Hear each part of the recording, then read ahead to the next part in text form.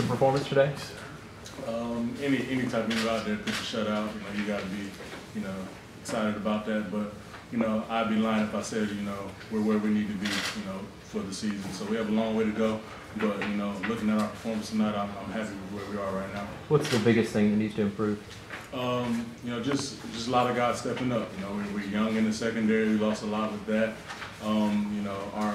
Our experience up front in the front seven, kind of masked that, at this point.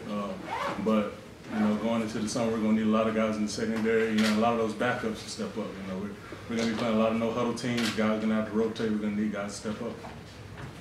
How big of an addition was Josh Clemens? I think he's a big addition. He's a big long safety. He could drop down, play some linebacker. Play deep third. He's a real physical presence out there with his length. He's great at making plays on the ball. So it's a real help to have him back there. With losing Gerard and the other guys in the secondary. Not many guys that you go against because they've only got 8 or 9 on those. But how have you seen the offensive line improve? They've come a long way since the first day. You can tell they lack confidence. They weren't very sure of themselves. But coming into this last week of spring ball, I can tell they were finally gelling. They were finally hitting their stride. And it showed today.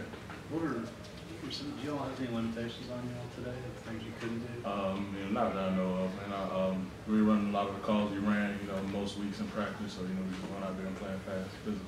A lot of people talk about you and D'Angelo, and what about Pio?